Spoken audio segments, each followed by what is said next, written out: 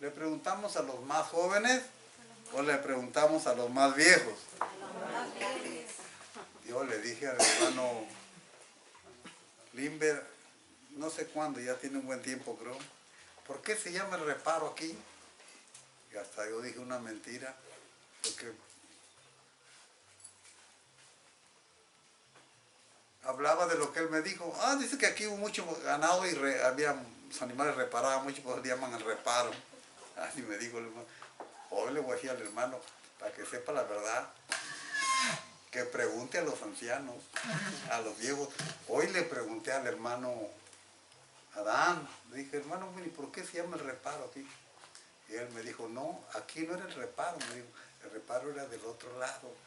Y se le conoce reparo porque ahí reparaban las carretas de los que viajaban a Tehuantepec para ir a vender sus productos. Bueno, vamos a leer un texto que habla de eso, hermano. Vamos a buscar en nuestras Biblias el libro de Deuteronomio.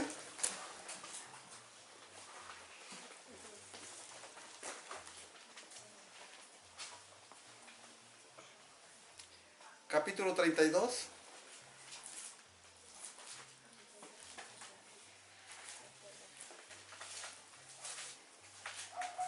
Capítulo 32, ¿ya lo tienen, hermano? ¿Sí me oyen bien, hermanos? ¿O tengo que levantar el teléfono? Bueno, pues. Deuteronomio 32 está después de Levítico, después de Número. ¿Ya lo tienen, hermanos? Bueno, dice así, capítulo 32 de Deuteronomio, versículos 6 y 7. Vamos a leer hasta el versículo 8. Voy a leerlo y ustedes lo leen en silencio, hermanos. Dice así la palabra de Dios. Así pagáis a Jehová, pueblo loco e ignorante. Dice como dice. Se refería al pueblo de Israel, por supuesto. ¿No es Él tu Padre que te creó? Él te hizo y te estableció. Acuérdate de los tiempos antiguos. Pongan atención. Acuérdense de los tiempos antiguos. Considera los años de muchas generaciones. ¿Ya? Considera los años de muchas generaciones. Pregunta a tu padre y él te declarará. A tus ancianos y ellos te dirán. A ver, hermano, ya ves, hermano Limber, pregunta a los ancianos. Me dijiste una mentira. No, mi papá me dijo otra cosa. Yo le pregunté a mi papá, pero pues mi papá me dijo. Bueno, sigamos leyendo, hermano. No te estoy regañando, hermano, no te estoy diciendo. Dice, cuando el Altísimo hizo heredar a las naciones, cuando hizo dividir a los hijos de los hombres, estableció los límites de los pueblos según el número de los hijos de Israel. El texto importante aquí es, acuérdate de los tiempos antiguos, considera los años de muchas generaciones, pregunta a tu padre y él te declarará, a tus ancianos y ellos te dirán. ¿Por qué? ¿Por qué leo ese texto, hermano? Porque a mí siempre me gusta hablar de algo que pues muy pocos hablan en la iglesia. En nuestras iglesias muy poco se habla. Y eso ni saben muchos hermanos de muchas iglesias por qué se llaman bautistas, por qué nos conocemos como bautistas. Aquí dice el versículo que leímos, pregunta a tu padre. pregunta a tus ancianos. Si quieres saber la verdad, recurre a los viejos que conocen el pasado. Y en esa ocasión, hermanos, en esta ocasión quiero quiero presentar un pequeño boceto histórico. Alguien dijo en una ocasión que se había que descubrir o concluir cuál era la iglesia que se identifica más con el Nuevo Testamento. ¿De cuál era la iglesia que se apega más al Nuevo Testamento? Si había que hacer eso, dijo que había que hacer a un lado a todas las denominaciones evangélicas. Hay denominaciones, muchas, en el mundo llamado cristiano. Hay, por ejemplo, unos que se llaman luteranos, otros presbiterianos, otros metodistas, otros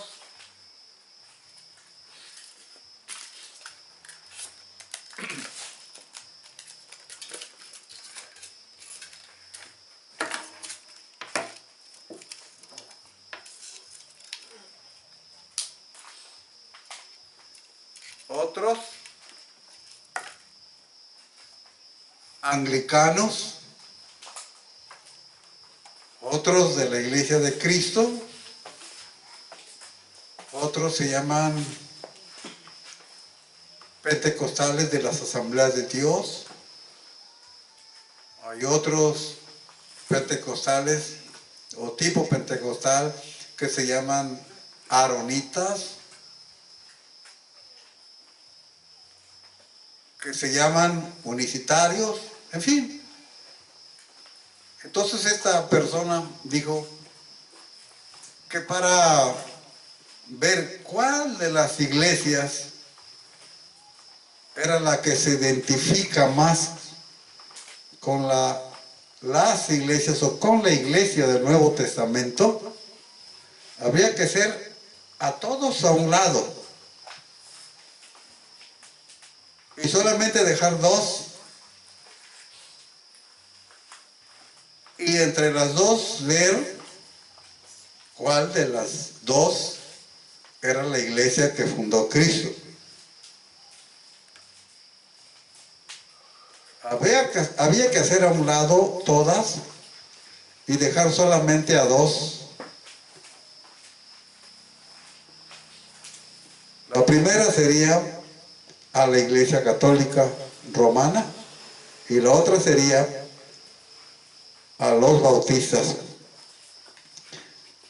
Y entre ellos dos,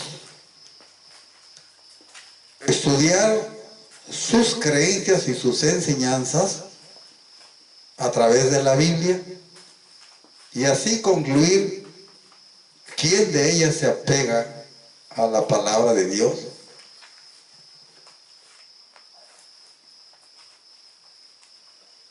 Entonces, pongan mucha atención, hermanos. Voy a leer algunas características de las iglesias del Nuevo Testamento. Digo iglesias y nosotros los bautistas casi no decimos la iglesia bautista, decimos iglesias bautistas, porque ese es el lenguaje que se usa en la Biblia. Por ejemplo, en la carta a los Gálatas dice las iglesias de los Gálatas, no dice la iglesia de los Gálatas, porque son muchas iglesias en una región grande llamada Galacia en la Biblia. Vemos, por ejemplo, que la Biblia dice la iglesia de los Gálatas, la iglesia de los Efesios, la iglesia de los Tesalonicenses, la iglesia de los Romanos. Y en el Apocalipsis se mencionan 7 iglesias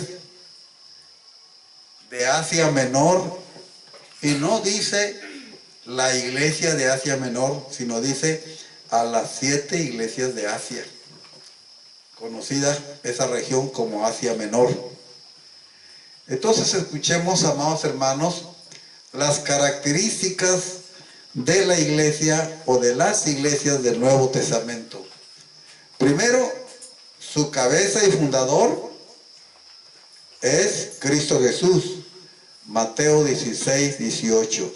Yo te digo que tú eres Pedro, y sobre esta piedra edificaré mi iglesia, y las puertas del infierno no prevalecerán contra ella. Colosenses 1, 18. A ver, hermanos, ¿qué nos dice la carta a los Colosenses? Capítulo 1 y versículo, si alguien, Colosenses 1, 18. Y él es la cabeza del cuerpo, que es la iglesia, el que es el principio y el primogénito de entre los muertos, para que en todo tenga la Preeminencia. Él es la cabeza de la iglesia, que es su cuerpo. ¿Quién él? Cristo Jesús. Colosenses 1, 18. La única regla de fe y práctica de las iglesias del Nuevo Testamento es las Sagradas Escrituras. Nos dice en la segunda carta a Timoteo, segunda carta a Timoteo, capítulo 3, versículos 15 al 17, dice así: y que desde la niñez has sabido las Sagradas Escrituras, las cuales te pueden hacer sabio para la salvación por la fe, no por las obras, por la fe que es en Cristo Jesús. Toda la Escritura es inspirada divinamente por Dios y es útil para enseñar, es útil para redarguir, para corregir, para instruir en justicia.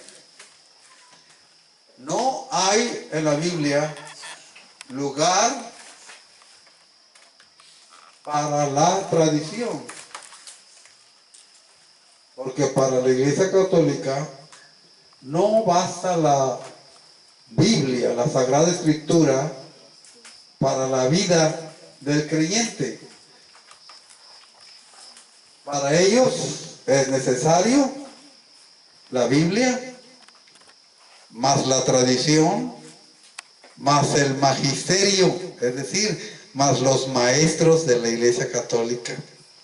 Entonces la Biblia no es suficiente para ellos.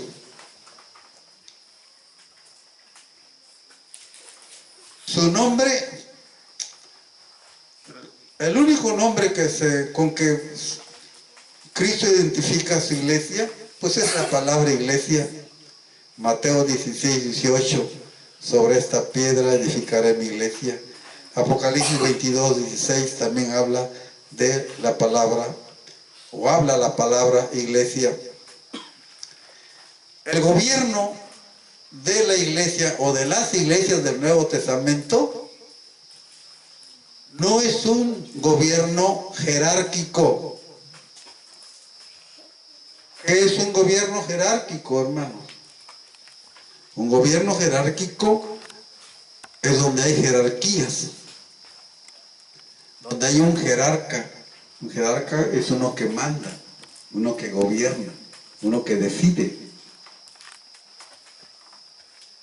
Pero el gobierno de la iglesia neotestamentaria, o de las iglesias del Nuevo Testamento, para decirlo en otras palabras, no es jerárquico, no es piramidal. Voy a explicar lo que quiero decir por piramidal. Una pirámide tiene una punta, en la parte más alta está la punta. Y el catolicismo romano tiene un gobierno piramidal, porque el que está más arriba es el que manda.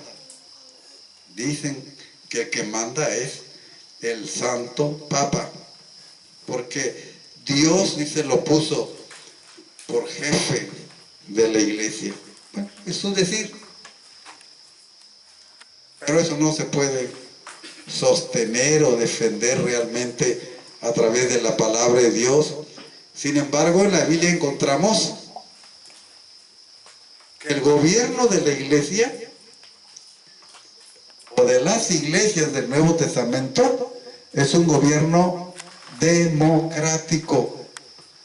¿Qué es un gobierno democrático? Es un gobierno donde no hay jerarquía, no hay jerarcas, en donde el pueblo es el que decide, en donde la congregación es la que decide. Mateo 18, 17, por ejemplo, en Mateo 18, 17 dice: si tuvieres algo, si tu hermano tuviere algo contra ti, dice, ve y repréndele estando tú y él solos. Si te oyere, has ganado a tu hermano. Pero si no te oyere, ve y toma 1 o 2 testigos, para que en boca de 2 testigos conste toda palabra. ¿Están poniendo atención, hermano? Luego dice el Señor Jesús: pero si no oyere a los testigos que llevas, si no oyere, dilo a la iglesia. Entonces la iglesia tiene que hablar con él. Y luego dice el Señor Jesús: y si no oyere a la iglesia, tenle por gentil y publicano. Es decir, si no oye a la congregación, a la iglesia, ténganlo como un incrédulo. Es lo que quiere decir cuando dice tenle por gentil y publicano. Tenle como uno que no es de la iglesia, un inconverso. Así tenla, dice. Pero eso lo decide ¿quién? Según Jesús, la iglesia, no el pastor. Cuando la iglesia católica se reúne, la iglesia, para juzgar a un creyente que ha cometido un pecado, ¿cuándo se reúne? Ahí quien decide si algo se va a decidir generalmente es el obispo, el arzobispo o el Santo Papa. Pero que se reúnan para hacer un juicio la iglesia, no, nunca. Por razón de que ellos creen, y así lo entienden, por eso así lo hacen, de que el obispo o el pastor es la iglesia. Él decide por la iglesia. Pero la palabra de Dios nos enseña otra cosa. Y así vemos en la primera carta de Corintios, capítulo 5, hasta el versículo 6 del capítulo 6 de la primera carta a los Corintios, cómo vemos ahí, a través del apóstol Pablo hablando o escribiendo, que es la iglesia la que tiene que hacer el juicio o juzgar.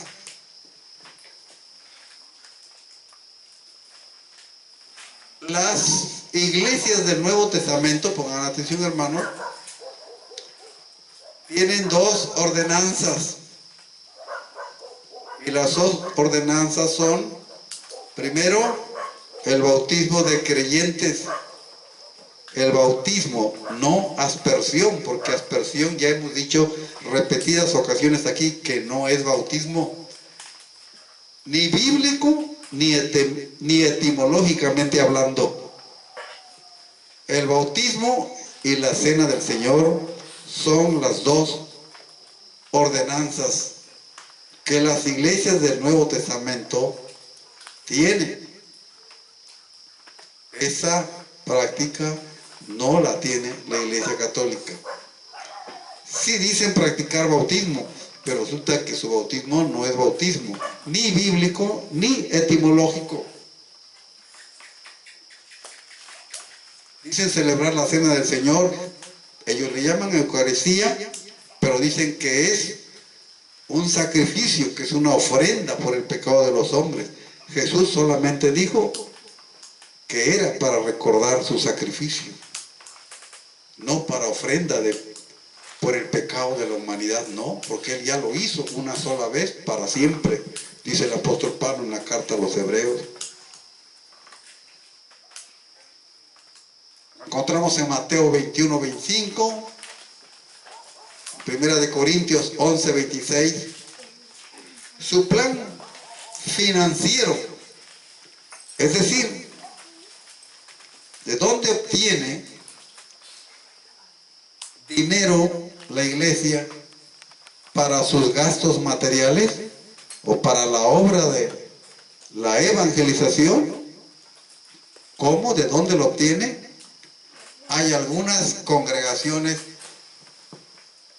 evangélicas que acostumbran a hacer rifa para obtener dinero. Nunca hagamos eso, hermano. Hacer rifa pertenece al juego de azar, y el juego de azar no es propio del creyente. Nosotros no practiquemos ni debemos practicar el juego de azar, y la rifa tiene que ver con eso, tiene relación con eso, hermano. Nuestro medio, nuestra forma de financiar nuestros gastos es a través de las ofrendas y del diezmo, nada más. De ofrendas y del diezmo. Los líderes o los oficiales de las iglesias del Nuevo Testamento, pongan atención, hermano, los líderes o los oficiales de la iglesia o de las iglesias del Nuevo Testamento solo son dos: pastores y diáconos. Las iglesias del Nuevo Testamento no tienen arcipreste, no tienen archidiáconos, no tienen arzobispos, no tienen monseñores, no tienen cardenales y no tienen papas. Solamente tienen dos ministerios: el pastorado, que es lo mismo que ser presbítero, que es lo mismo que anciano, y diáconos. Solamente dos ministerios, dos oficios tienen las iglesias del Nuevo Testamento, y esos son los oficios que nuestras iglesias tienen.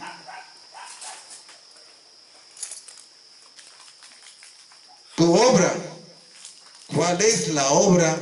Algunas personas han querido que las iglesias, nuestras iglesias, se dediquen a la obra social. exclusivamente, no, hermano. Podemos hacer obra social, pero solamente como una obra de apoyo, es decir, podemos alguna vez apoyar al pueblo, a la comunidad, al enfermo, regalar algo al necesitado, eso es obra social, ayudar la limpia de la calle. Pero como iglesia, ese no es nuestro ministerio, es una obra de apoyo solamente, puede hacerse como una obra de apoyo, pero no es nuestro ministerio. Nuestro principal trabajo, ¿cuál es, hermano? Hermana Rosa, ¿cuál es nuestro principal trabajo como iglesia? Predicar el Evangelio de Jesucristo. La gran comisión que se encuentra en Mateo 28, 19 al 20, cuando dice, Cristo, toda autoridad me es dada en el cielo y en la tierra, por tanto, id por todo el mundo. Nuestras armas de lucha, las armas de la iglesia de Cristo, de la iglesia neotestamentaria o de las iglesias del Nuevo Testamento, sus armas no son el fusil, no son el cuchillo, no son la espada, no es la soga, no es nada con quien se pueda quitar la vida a un ser humano. No, hermano. Nuestras armas de lucha, dice la palabra de Dios, que son espirituales. Y Efesios 6, del 10 al 20, ahí tenemos el relato de cuáles son nuestras armas de lucha. La oración, la Biblia, la palabra de Dios, que es la espada del Espíritu Santo, el yelmo de la salvación. En fin, ahí está la lista de nuestras armas. Pero las armas del catolicismo romano han sido la espada, han sido las armas, porque cuánta gente, se dice que la Iglesia Católica ha matado 60 millones de personas por su fe, por su creencia. Ustedes no han oído hablar de las llamadas cruzadas. La Iglesia Católica usó niños para hacer cruzadas, donde esos niños murieron por miles. Para conquistar tierra, hizo cruzadas, donde los hombres pelearon con armas para conquistar lo que se había decidido por la Iglesia Católica. Nuestras armas no son armas físicas, sino son espirituales. Efesios 6, 10 al 20 y 2 de Corintios 10, 4. Su independencia. Nosotros, la independencia de las iglesias de la Biblia está dicho por Cristo en la palabra de Dios. Cuando a Jesús le enseñaron, cuando le preguntaron si debía de pagarse los impuestos, y Jesús dijo, mostradme la moneda. Entonces le mostraron la moneda de aquel tiempo, y en esa moneda por un lado tenía el retrato del emperador romano, del César. Y entonces Jesús le dijo a los que le habían hecho la pregunta, pagad al César lo que es del César y a Dios lo que es de Dios.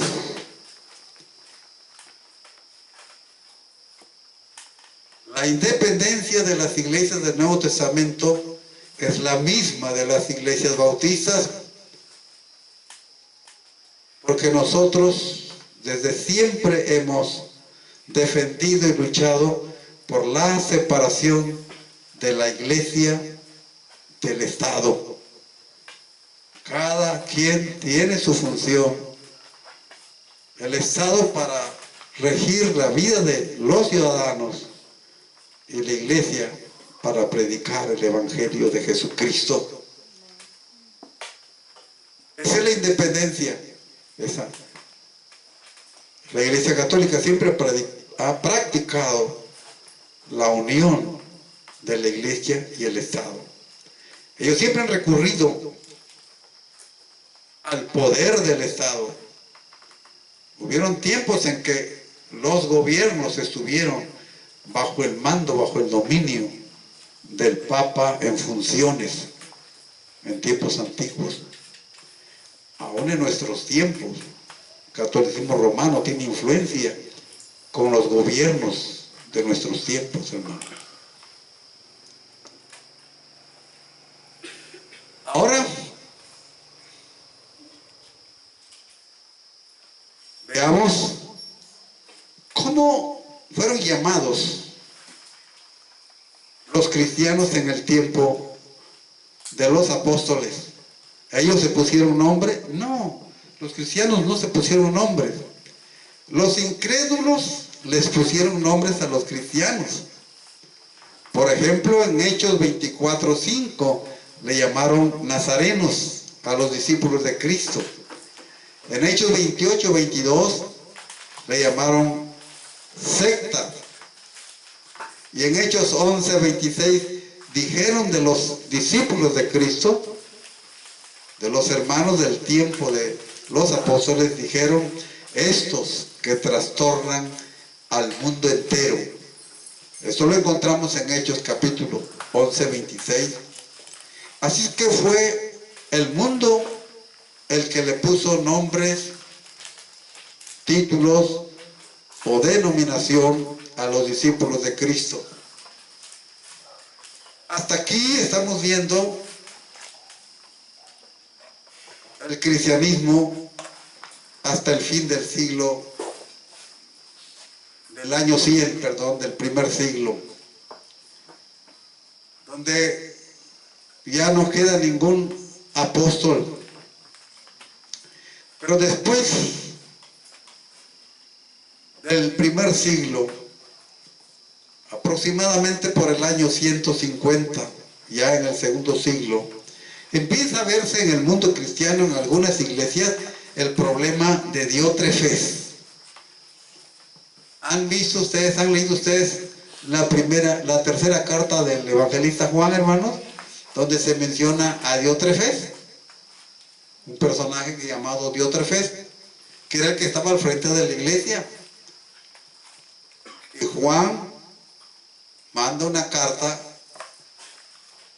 y dice que Diótrefes ama el primado.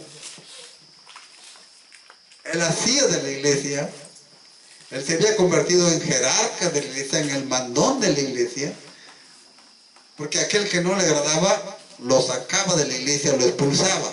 No era la iglesia, sino él lo expulsaba.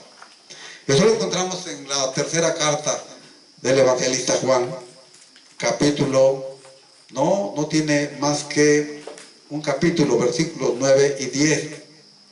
Entonces, a mediados del segundo siglo, la ambición de algunos obispos buscando el dominio sobre las congregaciones produjo con el tiempo el cambio del gobierno congregacional de la iglesia al gobierno jerárquico. Ahí, en esa etapa, en ese tiempo, empiezan los pensamientos, las ideas que después llegaron a establecer la jerarquía en algunas iglesias. El obispo o pastor dejó de ser el siervo de la iglesia y se convirtió en el mandón, en el mandamás de la iglesia.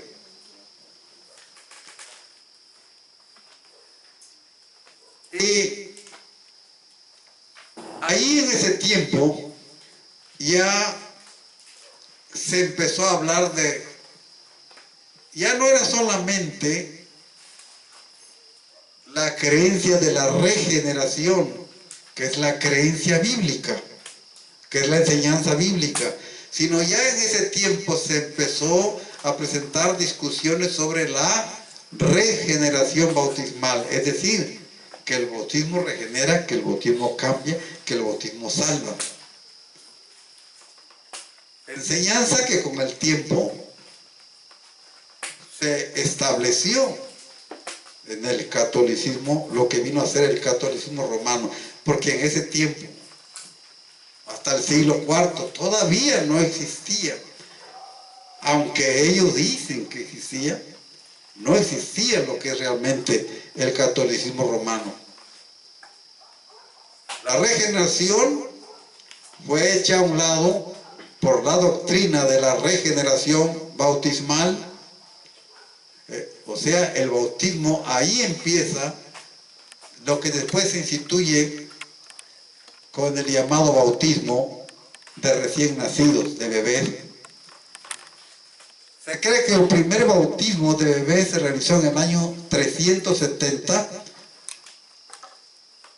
de un niño llamado Galetes, hijo del emperador Gales, quien dijo que su autoridad no iba a ser hecha a un lado. Entonces, ya a principios del siglo II, solamente quedan discípulos directos de los apóstoles. Ya no queda apóstol. Ya quedan algunos discípulos de los apóstoles.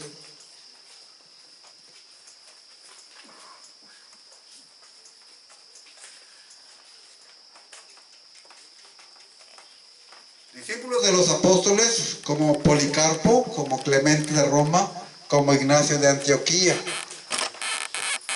Continuando los discípulos de ellos como Irineo, Justino Mart, Tertuliano y otros hasta principios del siglo III. Son ellos los que se conocen en la historia del cristianismo como los padres de la iglesia, desde los discípulos de los apóstoles hasta los discípulos de los discípulos de los apóstoles.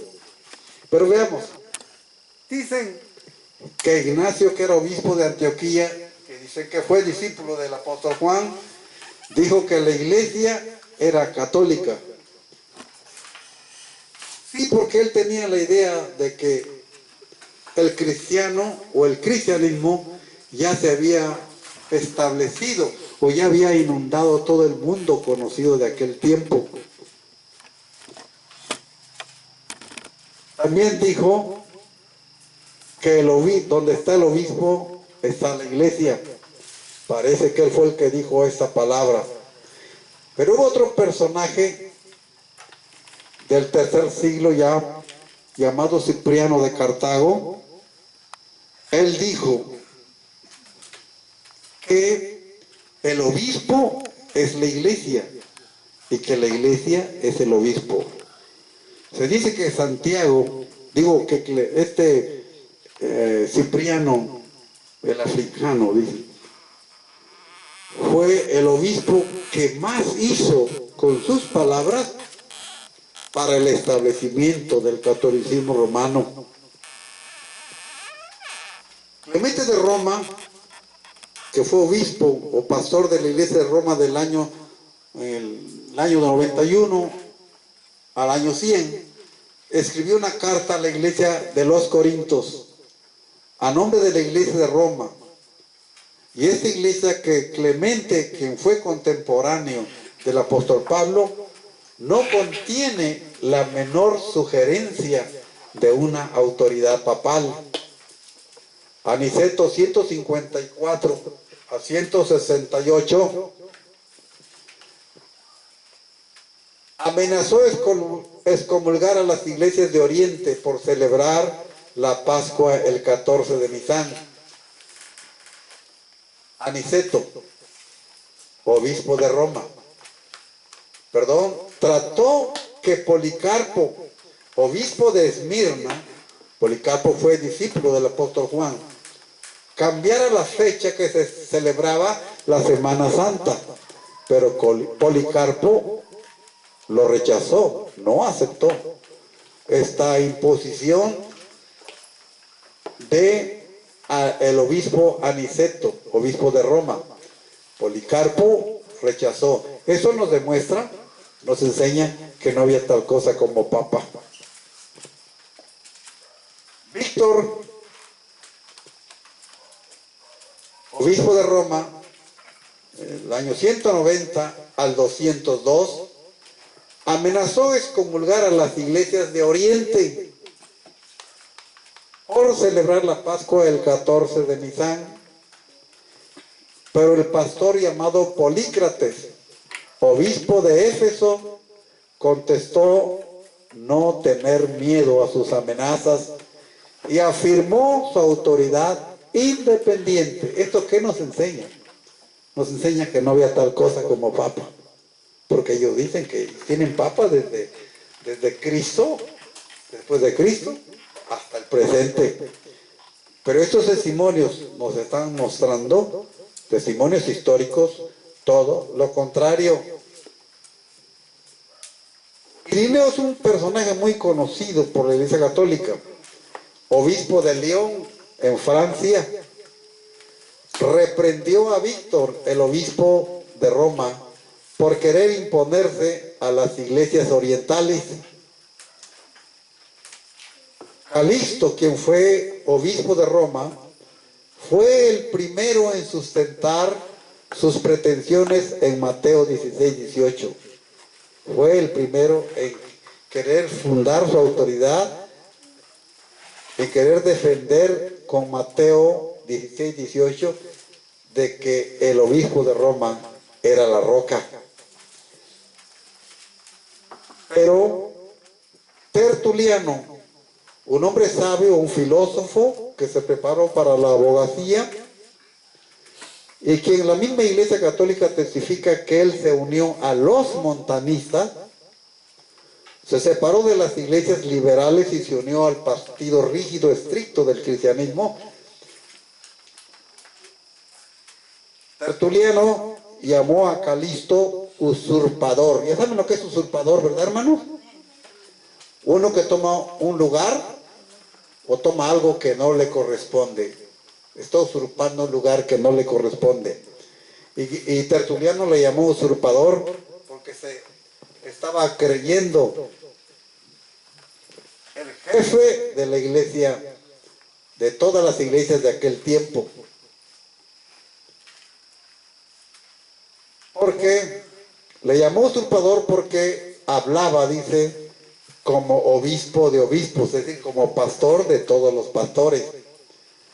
Hipólito de Porto fue otro personaje que protestó contra las pretensiones y errores y la corrupción de Roma y su pastor Calixto. Hipólito y su iglesia y las congregaciones que estaban en Roma y creían como él, se declararon enemigos de Calixto. Pero volvamos, amados hermanos, a los años 150 o segundo siglo. En Frigia, Asia Menor, se levanta Montano protestando por los cambios que se estaban presentando. Su contemporáneo fue Justino Mártir. Las enseñanzas de Montano son independencia de las iglesias, que ninguna iglesia mandaba a otra iglesia. Gobierno congregacional no jerárquico. Creía y enseñaban que solamente había dos clases de oficios en la iglesia, pastores y diáconos. No creía en la regeneración bautismal. Él enseñaba y creía que solamente los salvos deben ser miembros de la iglesia. Rechazaba la doctrina o enseñanza del llamado gnosticismo. Rechazaba los errores que en algunas iglesias se estaban introduciendo. Tertuliano, el más grande teólogo de su tiempo que mencioné hace un momento, se unió a las iglesias que en el Oriente Italia y Roma se unen a Montano y son conocidos entonces esos creyentes como montanistas. Los montanistas entonces también tenían las mismas creencias que nosotros. Tertuliano en Cartago, África, había dejado el partido liberal que llegó a formar el catolicismo romano y se vuelve montanista. La Iglesia Católica lo testifica. En el año 253, Esteban, el obispo de Roma, que no había papa entonces, había excluido o hecho a un lado a los obispos de Asia Menor por tener esta idea. ¿Por qué? Porque las iglesias de Asia Menor sostenían el llamado rebautismo y mantenían la nulidad del bautismo herético. Es decir, el bautismo que practicaban las otras iglesias, ellos, los montanistas, Tertuliano, los rechazaban. Y al que venía de esas iglesias y se unían a las iglesias de ellos, eran vueltos a bautizar. Por eso, el obispo de Roma llamado Esteban, que había excluido a los obispos de Asia Menor por tener esta idea, les llamó a ellos anabaptistas, es decir, rebautizadores. Tertuliano había pedido a las iglesias rechazar el bautismo del partido relajado, es decir, no aceptar el bautismo que habían realizado ellos. En el año 253, Esteban, obispo de Roma, es rechazado por Cipriano. Cipriano mismo, quien hizo mucho con sus palabras y sus pensamientos para la Iglesia Católica. Cipriano mismo fue un anabaptista en ese sentido, porque aceptaba el bautismo de las iglesias orientales y rechazaba el bautismo del partido o de las iglesias que habían caído en el relajamiento. En el año 253, Esteban, obispo de Roma, es rechazado por Cipriano diciéndole que se dedicara a su diócesis. Cipriano rechazaba el bautismo herético y las iglesias orientales fueron llamados por Esteban, como dije hace un momento, anabaptistas o rebautizadores. En el año 251, la iglesia en Roma estaba dividida en dos partidos, uno liberal, dirigido por Cornelio, y otro dirigido por Novaciano, partido estricto. Esa iglesia estuvo un año sin pastor. Novaciano rompe con el otro partido y así nacen los llamados novacianos, que son también llamados cataris, puros, puritanos, paterinos. Después fueron llamados donatistas, paulicianos, arnaldistas, enriquianos, albigenses y valdenses. Los anabaptistas estuvieron en los países europeos. Según Moseim, el historiador más grande de los luteranos, los bautistas tienen su origen en la más remota antigüedad, en la más lejana antigüedad, según el historiador más grande de los luteranos.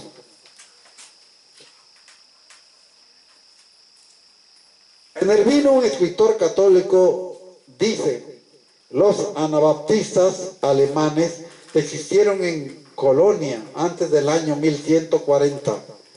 Orchard, el historiador, dice que en el año 1223 una gran multitud de herejes anabaptistas fueron quemados en la hoguera en diferentes partes de Alemania.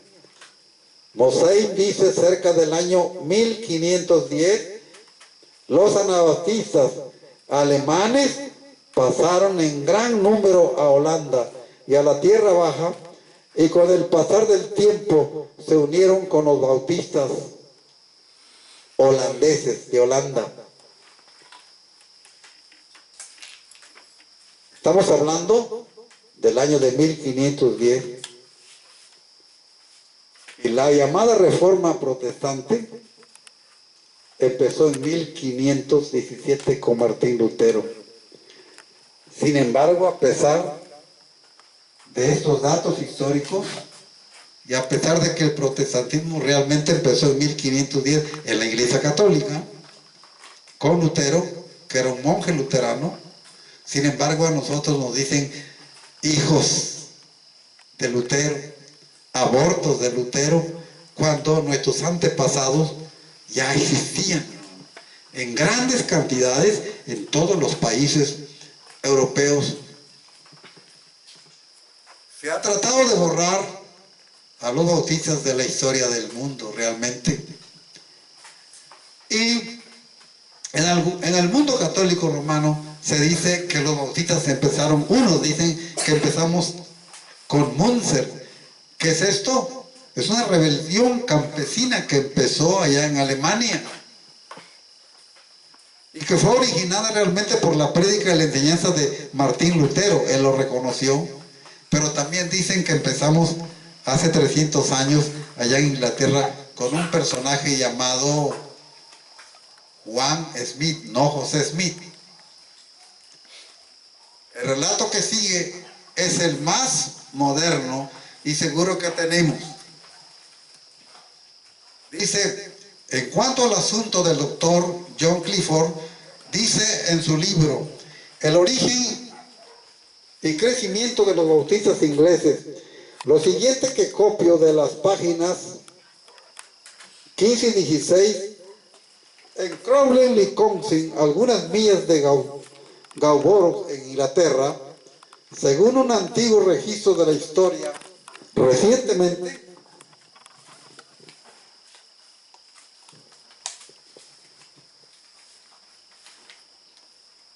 copiado una iglesia bautista tan antigua que data de 1599. A una comunidad llegó Smith el año de 1604, John Smith, y discutió casi toda la noche con los ministros Enrique Eliwig y Juan Morton, que defendieron bien nuestra causa, pero él no fue convencido. 3 meses después sus ideas habían avanzado más allá de las doctrinas separatistas. Según el registro de la iglesia, él había estudiado las escrituras y admitió haber sido engañado en cuanto al paidobautismo, es decir, el bautismo de niños. Abrazó la verdadera fe cristiana y el bautismo apostólico, y el día 24 de mayo de 1606 a la medianoche, para evitar la persecución de los principados de la iglesia del Estado, hablando de Inglaterra, y bajo el brillo de las antorchas, fue bautizado por el ministro Juan Morton en el río Don, y después caminó a Edward, una distancia como de 2 millas, con su ropa mojada. La iglesia que Smith organizó fue en Holanda, no en Inglaterra. Testimonios. Ya vamos a terminar, hermano. Algunos testimonios. El cardenal Osius, quien fuera presidente del concilio de Trento, dijo en el concilio convocado el 15 de diciembre de 1545, si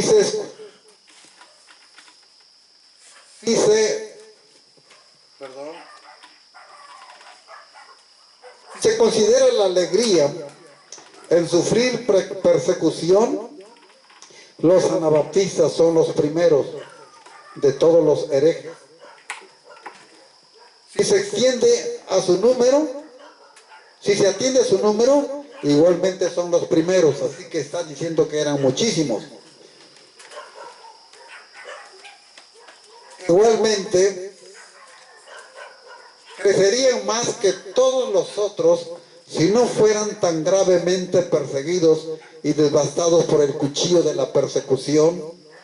Si se refiere a la apariencia externa de la piedad, tanto los luteranos como los edwinglianos tienen que confesar que aquellos, los llamados anabaptistas, los superan mucho más. Es un testimonio de un obispo católico que fue presidente del Concilio de Trento en 1545. Si se tiene en cuenta la alabanza propia de la palabra de Dios, aquellos no son menos intrépidos que Calvino para predicar, y su doctrina tiene que sobresalir a toda la gloria del mundo. Tiene que ser invulnerable a todo poder, porque no es su propia palabra, sino la palabra del Dios viviente. Otro testimonio, Isaac Newton, el padre, llamado el padre de la electricidad, dijo él que los bautistas era el único grupo de cristianos que nunca habían tenido relación con el catolicismo romano. En el concilio celebrado en Habsburgo en 1555 se firmó un tratado de paz conocido como la Paz de Habsburgo entre los católicos y los luteranos, para no perseguirse y para no matarse. En 1648 llegó la paz llamada de Westfalia, un triple acuerdo de no perseguirse entre católicos, luteranos y presbiterianos. Lutero, Calvino, Zwinglio y católicos persiguieron a los anabaptistas, los mataron. ¿Por qué? Por rebautizar y rechazar el bautismo de bebés. Y luego hay predicadores católicos que dicen que el bautismo de bebés, del cual estamos en contra, es algo que nosotros empezamos hace 300 años. No sé si ignora la verdad histórica o se hace el ignorante. Lutero, Calvino, Zwinglio y católicos persiguieron a los anabaptistas, los mataron. ¿Por qué? Por rebautizar y rechazar el bautismo de bebés. Bautismo de bebés no es una tradición protestante.